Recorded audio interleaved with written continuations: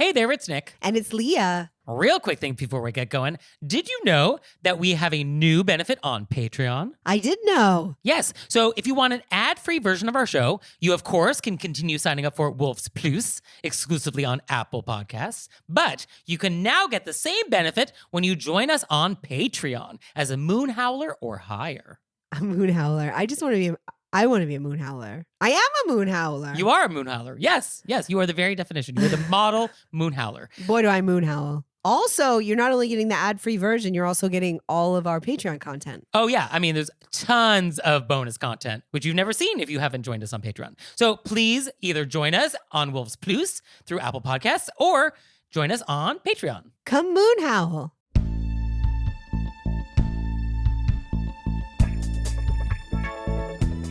Do you seat couples together at dinner parties? Do you not tip for your tan? Do you send anonymous birthday cards? Were you raised by wolves? Let's find out. Here are things that can make it better when we have to live together. We can all use a little help. Some people don't ask themselves, were you raised by wolves? Hey everybody, it's Nick Layton. And it's Leah Bonema. And let's just get right down to it with our AMUSE-BOUCHE. How do you keep coming up with them, Nick? So for today's AMUSE-BOUCHE, I want to have a dinner party, Leah. Oh, delightful. And we're going to host it together. Oh, that would be hilarious and fun. Yeah, I don't know how that would go. It would be a lot of colliding, Philosophies? probably everything. Yeah, a lot of collisions. So for this dinner party, we're going to invite Galadriel, Lady of Lothlorien. Did I say that right? Galadriel Galadriel, is that how we say it? from Lord of the Rings? Yeah. Fantastic. Uh-huh. And then we're also going to invite Aragorn, King Elisar of Gondor. Did I get the pronunciation on that right? Aragorn. Uh-huh. Okay. Aragorn. Yeah. So he's coming. And then we're also going to invite Chad and Lisa. Fantastic. So the question is, how would you seat everybody? What is the proper seating chart for this guest list? Who are the other two people? Chad and Lisa. I mean, I guess Jen and Lisa can stay outside, and I'm going to hang out with Aragorn and Galadriel. No, it's an obligation. Chad and Lisa have had us over like 20 times now, and we've been really like avoiding hanging out with them. And it's like, fine, we'll invite them this time. So they're coming. And then us. And then us, yes. So I guess we're at the heads of the table. Okay, so we're at either end. Okay. So Chad and Lisa on one side, and Galadriel and Aragorn on the other. Okay, so this is how you do it. You do know that Galadriel and Aragorn are not a couple. I do not know that, but that's actually not relevant. Okay. I mean, it's relevant, but it's not relevant. Okay, I just didn't know if you were going to be like, if this was how this was going to be based, and I wanted you to know that that's not their relationship. Okay, yeah, no, I literally just looked up who are royalty in Lord of the Rings. Okay. And so I got a list, and then I tried to find people who would also be good dinner party guests, because I guess there's a lot of people who are sort of royalty who you would not want around. And so the internet says that Galadriel and Aragorn would be good dinner party guests. I love that that's what the internet says, because I would love to sit with both of them. And Gimli, obviously, and Samwise. So Judith Martin, Miss Manders, she calls this the jigsaw puzzle of the etiquette trade. Coming up with a good seating chart is an art and a science. And so there is a very traditional way to do it, and I will explain that now. So the idea is that the highest ranking lady would be to my right. So to my right, we would put Galadriel, because she would be the highest ranking woman at this party. And to your right, we're going to put Aragorn, because he would be the highest ranking gentleman at this party. And because traditionally the sex of people matters, you are the hostess, I'm the host, then we have a male-female alternating pattern here. Are people still seating like this? So traditionally, a lot of people do still use this, but your tone is correct. This does feel a little outdated and not done, right? We should not be creating seating charts exclusively on people's gender. Well, people's gender and on people's quote unquote ranking. Okay, so ranking, I think, is an interesting factor that people still use. And I think another way to think about it is level of honor. So like if a party is for somebody specific, then they have like the place of honor. And so that could be an out-of-town guest. That could be newlywed couple. That could be anybody we might be honoring at this event. But yes, if it's just like, oh, it's just friends getting together for a dinner party, then yes, we don't necessarily have to be using rank as sort of the criteria. Yes. I like if it's in somebody's honor, that's nice. Right. But if it is in somebody's honor and we're thinking about rank, both people in the couple share that rank. So if it's an ambassador and her husband, then the husband gets to have the same sort of status as the ambassador because they share that rank when it comes to the seating chart. Oh, okay. Right? Interesting. But yes, the gender thing is a little sexist. But let's actually look at where this comes from. The idea of a good seating chart is to create balance and conversation and interactions and to make the evening interesting. And I guess 100 years ago, the idea was that like, oh, men and women just brought dramatically different things to the table. Men were talking about hunting and banking, and women were talking about needlepoint and not having their own credit cards. And so this led to lively conversation, having men and women next to each other, because they were just talking about different things. So I think we can use that same idea, that same principle of, oh, let's seat people who are different next to each other. And this is why, even today, there is the rule, you do not seat couples together. You do split couples apart. You should never have couples seated next to each other. So hard. That's so hard on people who hate socializing and are just going because their couple wants them to. Yes, and I think if you know that about a couple, and if the idea is, oh, we want to make sure our guests are not dramatically uncomfortable, then yes, you are allowed to seat couples together. But generally speaking, couples should be split apart. And so let's talk about achieving balance at the table. So Emily Post has some ideas for you. She says, quote, very silent people should be sandwiched between good talkers. Silly people should never be put anywhere near learned ones, nor the dull near the clever, unless the dull one is a young and pretty woman with a talent for listening, and the clever, a man with an admiration for beauty and a love for talking. I mean, this is just layered with so many horrible things. So okay. Thank you, Emily. I mean, that's one approach to a dinner party. She adds, most people think two brilliant people should be put together. Often they should, but with discretion. If both are voluble or nervous or temperamental, you may create a situation like putting two operatic sopranos in the same part and expecting them to sing together. Ooh. Oof. I mean, dinner parties back then in Emily Post's day were, I think, different. They were different than what we do today. Seemingly. Mm-hmm. Also will be very different than our dinner party. Also, I'm not sure exactly the word I used, but Aragorn was always king. He was always in line to be king. The sword had to be reforged. He didn't want to do it. He was hiding out, but he was always going to be the king because he is the king. He's the next in line. Okay, thank you for that important clarification detail. I just... No, we can't have incomplete information about Lord of the Rings on this show. Yeah, no, because I would freak out. Right. Judith Martin, she does have some additional advice for the seating chart.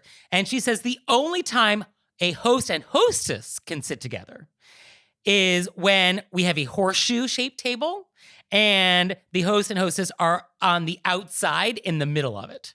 So if we're having like some banquet and at the horseshoe, then we can sit next to each other. But other than that, no, we have to be totally separate. I see that. You know, Right? I get that. Because that way you're working the room from either end. Everybody Yeah. okay? Everybody need anything? Yeah, and you want to make everybody feel special. And so when you're seated near the host, that makes guests feel special. And so when you have two hosts, then you have more people who get to be near them.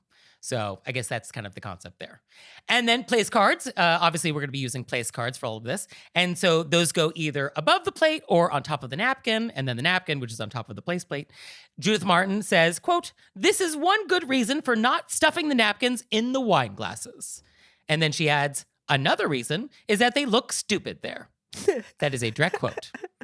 Quote, another is that they look stupid there. Yes. Judith Martin is not a fan of putting napkins in wine glasses. That So is hilarious. don't do that. As a complete aside, but you'll see how it's related. Letitia Baldridge. Oh, what? Wait, let's just pause a moment. You are name dropping Letitia Baldridge right now?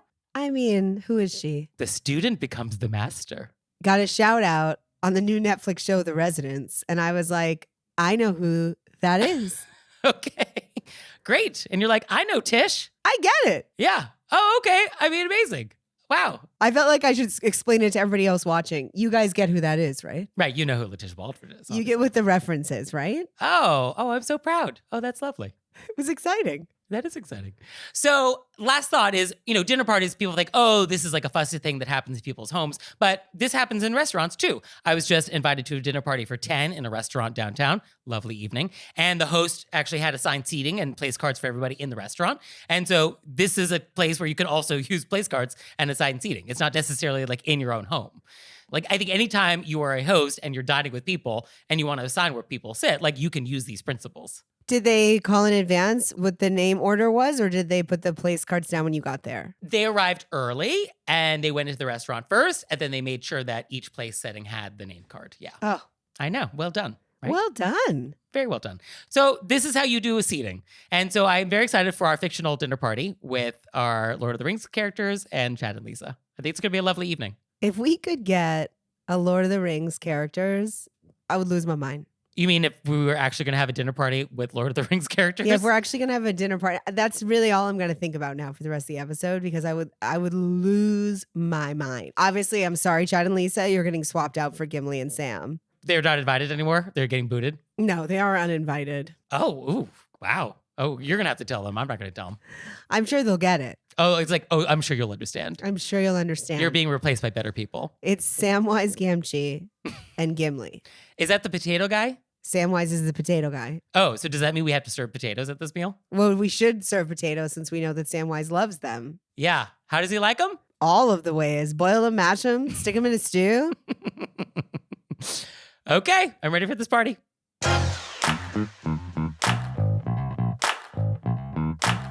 And we're back, and now it's time to go deep. Deep into a salon. So for today's question of etiquette, I want to talk about getting a spray tan. How timely. So Leah recently did this, and I guess let's talk about it. Yeah. Rip from the headlines. Ripped from the headlines. I also thought it was a good deep dive because I had never gotten one. I had no idea how to behave. I had no idea what to expect. Okay. So I just had to call knowledge from my friends who I know get spray tans. Okay, so I've never done it because it just wouldn't occur to me. Tell me, what was it like? What was the first step? Okay, so the thing I learned is that a lot of spray tan places are also waxing places. So apparently Okay. it's a hand-in-hand situation. Okay. I assume not at the same time though. Although I don't know. I should have looked into that. It feels like that's not a same event. Does it thing. not? That feels not correct, but okay, I went for the spray tan. right? I called people in advance. I got to know what to expect so I'm not anxious, and what's what's expected of me is what the question is. Yes. I think my first question is like, am I naked? That's the question, right? Okay. I asked all my friends this. Am I naked? And what's the answer? They said if you want to be. Okay. Otherwise, you just go with underwear. Okay. Asked and answered. And then they also have something called a barrier cream, which you put on anywhere on your body, which you don't want to be spray tanned. So like the palms of your hands or like your elbows. Yes. Okay. So you have to be prepared for that. Be prepared for that. Also, come in showered. This is what was told by my friends. It's a good idea to shower.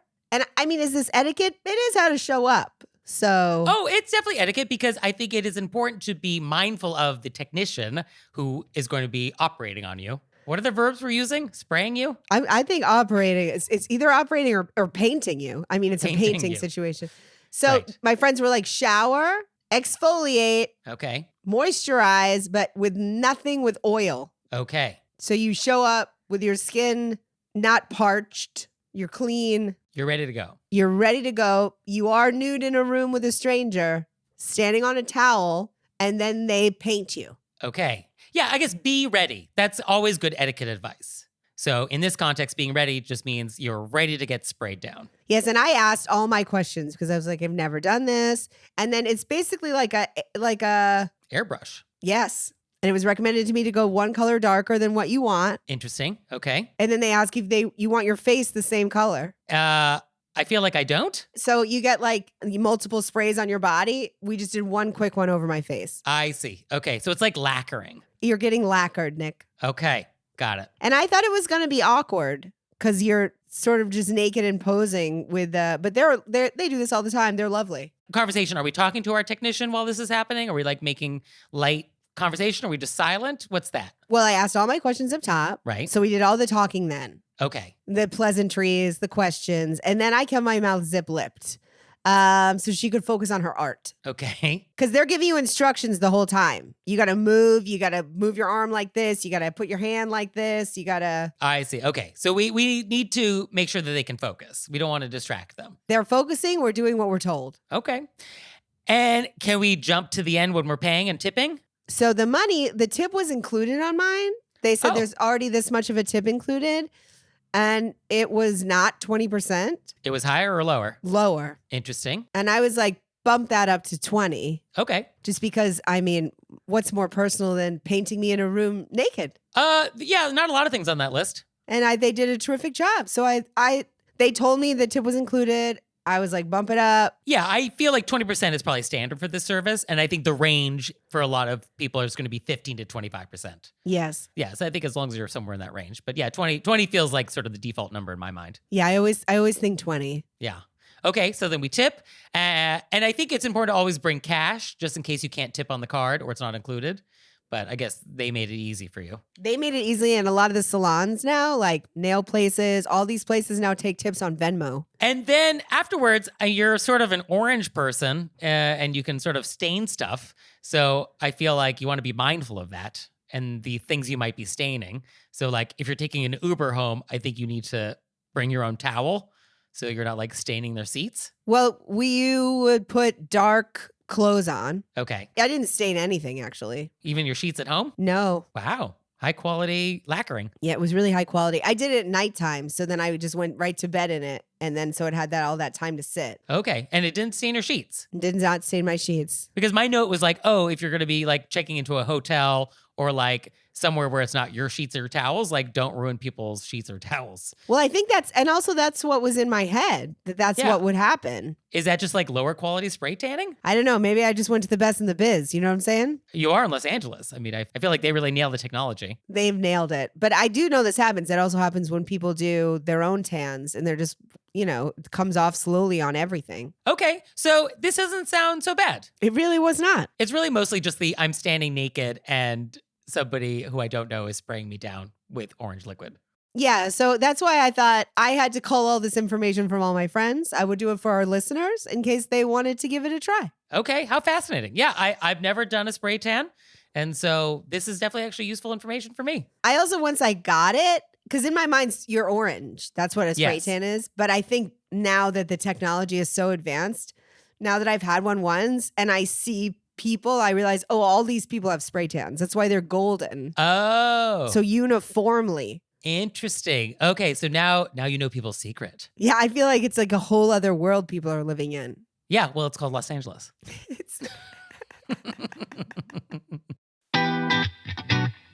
And now it's time for Intermezzo. Intermezzo. So this episode is brought to you by Incogni. And so here's the problem. There are data brokers and companies out there that gather your personal information and they sell it at a profit. And it's all over the web. And so Incogni helps you get that information off of the web. And so, Leah, you have signed up. How is it going? I think I gave our listeners this backstory previously, but I love a backstory, Nick, and you're not allowed to edit this out because I want them to have all the information. I was in my parents' parking lot. I remember this because Nick gave me a panic attack. And he was randomly talking about all this stuff online because I think all of you know Nick's been cleaning up my life. And he was like, you should think about that. And I was like, don't bring that up to me, Nick. I can't deal with all this stuff. And then randomly, Incogni approached us. And it was what Nick had brought up. And so I was like, incredible timing. I thought it was going to be so complicated. Nope. You just put your information in and then they do all the work. And then they just send you updates. So go to incogni.com. That's incogni.com/WYRBW and use promo code WYRBW to get an exclusive 60% off an annual plan. And now it's time for Intermezzo. Intermezzo. So this episode is brought to you by Hungry Root. And Hungry Root is like having your own personal shopper and nutritionist all wrapped into one. Yeah, I just got my box and I've actually already been eating some of the snacks that I got. And it's great. What I like is that, it's like meals and meal kits and already prepared meals, but also it's just like regular groceries. And like sometimes you just like, oh, can I just get some blueberries too? Yeah, they do it all for you. And they also ask how many people in your household, how many people you're shopping for. So it's very customizable to what you're looking for. So you're going to love Hungry Root as much as we do. Take advantage of this exclusive offer. For a limited time, get 40% off your first box, plus get a free item in every box for life. Go to hungryroot.com/WYRBW and use code WYRBW. That's hungryroot.com/WYRBW, code WYRBW to get 40% off your first box and a free item of your choice for life. hungryroot.com/WYRBW, code WYRBW.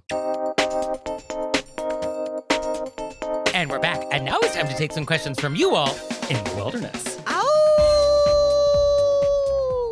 So our first question is, quote, "My boyfriend and I need you to settle a debate. We were recently invited to a baby shower for one of his friends. So we got them a Jumperoo activity center off of the registry. Essentially, it is a baby jumper seat with various components attached to the tray and dangling around the jumper for the baby to engage with. I thought we should put it together and bring it to the shower with the big bow attached so that the expecting parents would have one less thing to put together. But my boyfriend wanted to keep it in the box and wrap it in case they needed to return it for some reason. I would normally agree with that logic, but I thought return was unlikely under these circumstances since this was an item off of the couple's registry. Since it's my husband's friend, I deferred to him and we ended up wrapping it in the box. But I wanted to hear your thoughts. If not this situation, is there ever a situation where it would be appropriate and or preferred to put the gift together ahead of time?" This is such a great question. Great question. I love settling debates. Oh, it's my favorite thing. I love settling debates. I read that. I was like, yes. And then I read it and I was like, oh no, I could really see it both ways. Okay, so what is your thoughts? Walk me through your thought process. So I love that since it's my husband's friend, I deferred to him. Yeah, that's the answer. Right. I think that's always the way to go. But if it wasn't that, because I had never thought about, taking something out and putting it together for somebody, especially if it's like a baby gift where they probably have so much on their plate at the moment. Yeah. And that is a lovely idea. I like that instinct. Yeah. But then I also get the idea that that it's like all in the box, that people can return it if they want to, that they can see it's new, it's untouched, all the pieces are in there. Oh, interesting that it's untouched. It's not some used jumperoo sullied by some other child. Okay, interesting. Not that's not what my thinking was, but just, you know what I mean? Yeah. So I'd actually never thought about taking something out and putting it together for somebody. So I just thought, that is a lovely extra thing to do for somebody. So then I thought, well, you could bring it when they unwrap it. You could say, we're also happy to put it together for you. Oh, okay, interesting. Although, do I want you doing that at my party? Not really. Because now you're making a mess and then there's all like the plastic pieces and instructions. But I mean, I like the sentiment. Next time I'm over, I'm happy to put it together for you. We just wanted you to have the box. Oh, I like that. Okay. Yeah, I guess for me, because it's from the registry, the question is, how likely are you going to return this thing? And there are people out there who do register for things for the express purpose of laundering it and just cashing it out for cash at the end and have no intention for keeping those gifts. No. Oh, yes. No. Oh, this is a thing. Yeah, I know people like this exist in the world. And so I don't think that's the case here, but like, that's a possibility. And we would like to think that the registry is such that two people won't accidentally buy the same thing, right? Like there's some sort of checks and balances to prevent duplicates. So I guess, will it be returned? Will the thing be returned? And then I was thinking, will the thing be used immediately? So like if the kid was like a 3-year-old and it was their birthday and you were bringing a tricycle, then yes, the tricycle should be assembled because like that kid wants to run around the party, like pedaling that tricycle around the house. And so like that should be assembled. I like all of these ways of thinking about it. Whereas this is a shower. So the baby's not born yet. And so we don't need a jumperoo today. And I think it would actually be easier for these parents to have the jumperoo in the box because that's easier to store until we're ready for it. So I think by that logic, I don't necessarily want an assembled jumperoo in my house yet, right? I think in the box. Yeah. With an offer to come back and put it together whenever they want. Yeah. Okay. That's nice. That kind of threads the needle. And then they might not want help. They may want help. They may want to see their friend again. So it's a great excuse for her to come over. Right. And if it was a duplicate for some reason, then they can, return it. Okay. So here's the box. We're happy to put it together. What do you want? Yes. Let us know. Yes. Great. So our next thing is a bonkers. Bonkers. And it's, quote, I threw my sister a surprise 65th birthday party. I sent the Facebook party invite, and one of my sister's in-laws, a cousin, responded. She said, I'll be there, and so will her partner, and she'll also bring a friend. Let's call her Lisa. I had met Lisa in the past and did not care for her. I found her rude and boorish even before we were introduced, which is another bonker story for another day. Anyway, I politely responded to the cousin and I said, I'm sorry, but I have a large invite list already and would like for Lisa not to come, as I did not invite her. The cousin responded that she understood, and I mean, my sister and Lisa were only acquaintances and not even friends. So the party went off without a hitch, and it was a great time. After the party, I told my sister about all this, and she said, now that card I received made sense.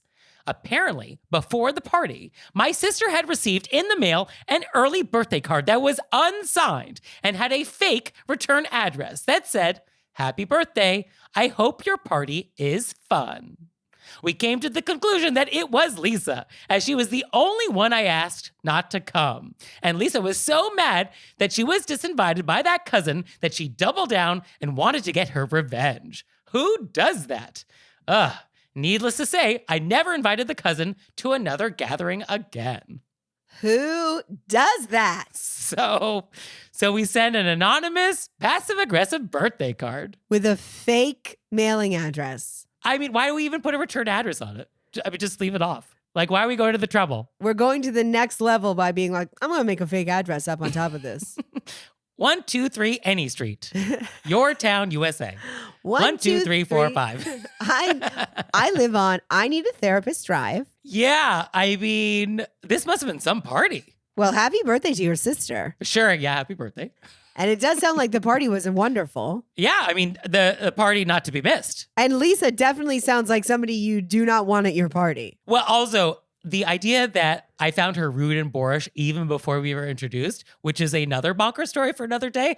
Oh, that day is here. I would like to hear this other bonker story. We need this. I know. I was like, I hope we have this story somewhere. Like, before we even met, I know you're rude and boorish. Ooh, juicy. Very juicy. I already got a visual. But it is true. The cousin should not have extended an invitation to Lisa without checking first. Yeah, no, this is on the cousin. That was an insane thing for the cousin to do. Yeah, so the cousin should have done that. And then I can see how it was very awkward for the cousin to go back to Lisa, which is like, oh, P.S., you can't come. Although the way our letter writer phrases it, which is, I would like for Lisa not to come, as I did not invite her. That is a very specific way to phrase that. Well, it's very direct. I didn't invite her. I have a limited number of people. She can't come. Oh, but the way to say that is, unfortunately, the invite list is quite large and we do not have any room. So sorry. I mean, it means the same thing. That is very different than she was not invited. I would like her not to come. Well, she's boorish, Nick. No, I get why. But like, oh, to phrase it in that way is like, oh, we're not going to sugarcoat it at all. I love this letter writer. You know where you stand. You definitely know where you stand. And then Lisa's like, oh, I'll show them. Fake card in the mail on its way. Hope your party is fun. Oh, that's so great. I'm so glad that the cousin got disinvited moving forward because I feel like the cousin is just going to be a troublemaker. Yes. I guess the question is, did the cousin learn their lesson? Or is the cousin likely to commit similar faux pas in the future? I guess if we're cutting them off, we don't think we can trust them with future invitations. Yeah, I'm sure this is all a part of a much bigger tapestry. Yes. Oh, what a tangled web we weave. I also feel like the cousin must have given Lisa, our sister's mailing address. Yes, definitely Lisa knows where you live, which is a bit of a concern. I mean, it's not a concern. Lisa's going to send fake cards. She's not showing up. That's true. Oh, she's too cowardly to come and ruin your party. She's not going to come show up. She's going to send you a birthday card that's not signed with a fake address. Hope your party was fun. It's bonkers. This is totally bonkers. So thank you for sending this great bonkers. And you out there, if you've got any bonkers stories for us, let us know. And of course, we'll take your questions, your events, your repents. We'll take it all on our website, wereraisedbywolves.com. Or you can leave us a voicemail or send us a text message, 267-CALL RBW. And now it's time for Intermezzo. Intermezzo. So this episode is brought to you by Every Plate. So Leah, what is Every Plate? Every Plate is America's best value meal kit. That's right. You can count on Every Plate to make mealtimes easier without compromising on quality. And this week I had the Turkish spiced chickpea and basmati bowl Oh, with pickled cabbage, cucumber salad, and red pepper hummus. Hello. that sounds good. Delicious. Was that easy to put together? It was easy to put together. So, what are you waiting for? Dig into these flavor-packed meals your household will love. New customers can enjoy this special offer of only $1.99 a meal. Go to everyplate.com/podcast and use code RBW199 to get started. That's everyplate.com/podcast and use code RBW199 to get started. Applied as discount on first box, limited time only. Check out the chickpeas. So good. This is my second chickpea. Loving it. So if there's a chickpea dish on the menu, you're like, get the chickpea one. Get it? I mean, they're all good, but I'm deep in the veggie dishes now. You heard it here first. You heard it here first.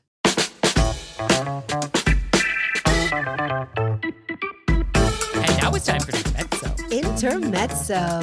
So as you know, you can sign up for Wolves Plus, which is exclusively on Apple Podcasts, which you can get an ad-free version of our show. But we now offer the same benefit through Patreon. And it's not just the same benefit because it's also other benefits. Yes, plus you get all the other good stuff on Patreon. So if you join us on Patreon as a Moon Howler or higher, you get all the great stuff we have on Patreon. Plus, you can get an ad-free version of our show that you can play in most any podcast player that you'd like. And you get the content, you get the ad-free episode, and you can email your questions in. Ah, yes, you get VIP access to the question line, and we actually will write back. Nick just responds, and then I come in afterwards Yeah. and I say, that sounded good. Yeah, Leo won't contradict me anymore. I will, but it's not a contradiction. It's also an option. Is it? It's not always. Sometimes Leo disagrees with me. No, And it then we was have like private words about it. no, it was a, this is another way to see that. Okay. Huh. So if you want that, please join us on Patreon. So visit our website and click on monthly membership and learn all about it. So fun. Join us. And we're back. And now it's time to play a game we like to call Vent or Repent, Vent or repent. which is our opportunity to vent about some bad etiquette experience we've had recently, or we can repent for some etiquette faux pas we've committed. So Leah, would you like to vent or repent? Nick, I got to vent again. Oh, okay. Bring it. So this one combines many of my pet peeves. Oh, how wonderful. It's a fruit salad of grievance. It's a buffet of irritations. All right, use tongs. I think I may have told you about this in the moment. Okay. Before you're about to go on stage, that's one of my, like, don't come over and say things that are insane to me before I go on stage. Okay, yeah, you're in the zone. You're getting prepped. I'm trying to get in the zone. Yeah. So this woman who has not said insane things to me previously, Uh-huh. quite possibly was one of the people that was in the middle of the curly hair grievance. Remember that one with the Okay. blowout? Uh-huh. All right, so this woman has a history of insane statements. There is a track record. So I'm not talking. I'm not engaging. I'm in my own. I got the notes up. Mm-hmm. I love to get my nails done when I can. It's like a thing I love. Yeah, you've got great nails. You Thank got you. a great nail game. I love nails. It's like my little treat for myself. Mhm. She comes over, says, I love your nails. Oh, thank you so much. Thank you so much. She then says she wanted to get her nails done. She used to try to get her nails done, but her father hates long nails. And then she continued to emotionally bleed all over me all the horrible things her father said about women who had long nails Oh. and what it meant about their morality and their Oh. personhood. And I Ah. mean, it just kept going and going. Oh. And then it was like this childhood trauma reenactment. Oh, that's fun. And I can't be like, well, your dad sounds horrible. That seems like a lot of things about women that your dad is really, I can't say any of that. Right. And it's like, I'm not sure it's the nails. Yeah. I want to be like, this seems like a bigger issue. I don't think my French tips is really the problem here. And then, but I'm not going to talk about people's family, so I can't say that. Yeah. I also don't want any of that on me. Yeah, don't bring me into this. Right. What started out as a compliment is now like it's like a shame party. Yeah. And I'm about to go on stage. Well, and also, because you have long nails, all the things the father said now apply to you. Yeah, now they're me. You are the example of why this should not be done. Yeah, Okay. I'm the downfall of society. You might be, but not because of the nails. That's not the nails. No. So I kind of actually sort of made a little joke about that. I didn't know how to end this. Mhm. I'm not going into this. I'm not delving into this story. People are paid professionally Yes. to listen to this stuff. Correct. So I like made a joke about how, oh, well, your dad would have some thoughts on me or like whatever, but I'm not going to be like your dad is, I'm not going to do that. I'm not Nope. saying anything about people's families. She doesn't stop. We're still going. Oh, fun. So then I go, I'm about to go on stage. Yeah. Got to perform now. Thanks for putting that in my head. Yeah, thanks for doing all that. And then it just immediately, now that she was there already, since we were in this heightened state of like things that upset her, Yeah. she then wanted to see if other things we might have in common I feel also upset about. Oh, so good. then it was just a list. I don't want any of this. Whatever is happening, I don't want to be involved. I'm trying to do an actual job right now. Yeah. Oh, how horrible. Also, even though you came in with a compliment, you really insulted my nails. I mean, Oh, that's no, the compliment is long gone. the No, no. compliment has been laid to the wayside. I mean, I have been insulted. Oh, for I'm sure. now getting rained on with your feelings. So I just had to be like, I got to go on stage. Bye. And I did one of those like shoulder, Yeah. and then I just like, I had to leave. Shut it down. Shut it down. I was like, wow. Wow. Next level. So speaking of levels, I would like to vent. So I was recently in London and I always have a great time in London, but I have a bone to pick with the people of London. Oh, So as you- all the people of London? all of them. All of them. So as you know, they drive on the left in the UK. Delightful. Love it. You have to be a little careful crossing the street if you're not used to that, but like, okay, I can get on board with that. How charming.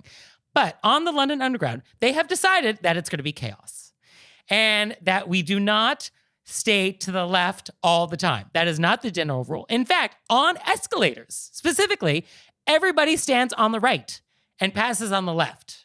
And this does not make sense. Why are we doing that? Because it does cause confusion because some people are doing it the British roadway and are like standing on the left and passing on the right. And then you have other people following the signs that the underground actually posts, which is like stand right, pass left, which is like, why are you doing it that way? That's not what you do. In other countries, Singapore, Australia, Japan, they all drive on the left and they stand on the left side of the escalator. And so like, why is the UK doing something differently? So I looked at this because I'm like, why is this chaos and mayhem? Like, how did this happen? And the only origin story I hear is that back when escalators were new in the London Underground, 1911, Earl's Court Station, there was something about this wooden escalator where they told you to like step off with your left foot first so you wouldn't die and get sucked in, I guess. And then because of that, it made more sense to like have the faster people on the left side, I guess. But like that was more than 100 years ago. I can't imagine like people got so used to it, like, oh, that's the reason? Like, that doesn't make sense to me. And I think because it is inconsistent, there are places in the underground where they tell you walk left or walk right. So there's just not like some consistent standard for what is supposed to happen down there. And this is maddening. And I feel like there should be better clarity on this. So that's how Nick I feel. does not like your anarchy. It is anarchy, right? Like, I'm happy to follow the rules. Just pick something. Just have a rule. Just have a rule. Right. Like, I think the rule should be it's the way we do it on the street is the way we do it below ground. So the fast lane is on the right. That would make sense for me. And in hallways, on escalators, like everywhere else, that's what we do. Stand left, pass right. Okay, That fine. does make sense that if it's Right. on the road, then it's all the way through all the things. Right. Then do all the things. But we've just decided like, oh no, we're going to like do it the other way on escalators. And then some hallways will be either way. And like some staircases could be either way. And so like, I don't care for this. I hope they get the note and they fix Yes. it. I hope I hope everybody in the UK starts standing on the left side of escalators. I feel like we should just do that. Or switch the way you drive. Put the cars on the other side. Your choice. You could choose. Either way is fine with me. Just pick one of those. That second one seems a little harder. Oh, you think? I would imagine that it's hard to switch mentally. I don't know. I mean, when I'm visiting Japan, I can mentally stand on the other side. I could do that. No, I'm talking about driving. Oh, driving. Oh, have you ever driven on the other side? No. Oh, yeah. It's a little tricky because you get in the car and with your right hand, you reach over to grab the seatbelt, but there is no seatbelt there. Oh. And that is very disconcerting. Yeah. And then going through a roundabout. I feel like every country that drives on the left loves roundabouts. I hate And those roundabouts are very so much, tricky Nick. because you are now going into a roundabout and you go left, which is against No. every instinct you have in your No. body.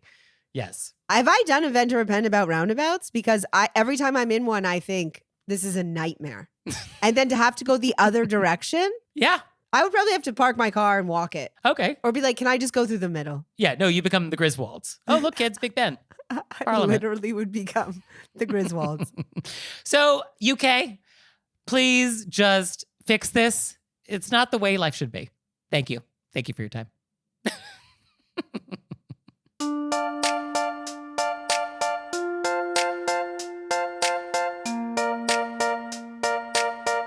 So, Leah, what have we learned? I learned that there are people in this world of ours who send passive aggressive birthday cards with fake return addresses. Yeah, people like that exist in the world. Wow. I know. Wow. Wow. And I learned that Aragorn was always next in line to be king. Is that right? Yes, he is next in line. I'm glad that should be king. Like he is in the line of the kings. But he doesn't want to do it because he's afraid it was his bloodline that took the ring instead of throwing it into Mount Doom. So he doesn't want Okay. Spoiler alert. it's been around for a really long time. Okay. Well, I haven't seen it. Maybe he doesn't make it. Okay. Maybe the sword is never reforged. Okay. Maybe the people in Gondor don't give it back. I'm not telling you what happens because there is a steward in Gondor that's not Aragorn. Well, okay. I'll have to watch. Or I could read them to you every night Oh, bedtime stories. over the phone. Well, thank you, Leah. Thank you, Nick. And thanks to you out there for listening. I'd send you a handwritten note on my custom stationery if I could. He would. So for your homework this week, I want you to tell 2 people about our show. If you only tell 1 person, you have not done your homework. It is incomplete. You got to tell 2 people. I feel like Nick's got some really high goals this week. First, London needs to start going on the right side of the escalator. Yes, please. Right meaning correct, not because you actually want them on the left side. I want them I want them standing on the left, passing on the right. And now people have to tell 2 people. And that's 2 I people. assume if you have 2 listeners per household, that's 4 people. Yes. This should be exponential. Yes. I mean, I believe in them. Yeah, I believe in our listeners, so please do that. And we'll see you next time. Bye. Bye.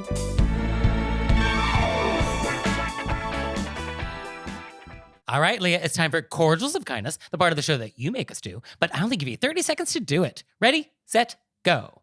So my friends Julie and Ed, who I have actually done, I think, multiple cordials of kindness to because they've taken such amazing care of me. I stayed with them before I moved here.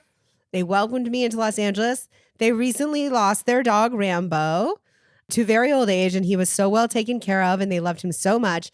And so I wanted to do a cordial of kindness to Rambo for always taking such good care of everybody and loving Julie and Ed, and to Julie and Ed for giving him the best life ever.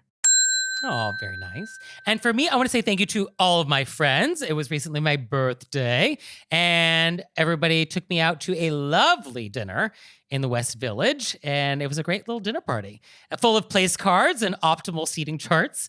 It was really a lovely dinner. And so I want to say thank you to everybody for treating me. It was very nice. So lovely. Very lovely. So thank you. Oh, Leah, one more thing. What? Have you signed up for Patreon yet? I have. Me too. You out there, have you signed up for Patreon yet? No? Well, go to our website, wereraisedbywolves.com, click on monthly membership, check it out, because we would really appreciate it if you'd support our show. We love your support. We would. So please do that, and we'll see you next time. Bye. Bye.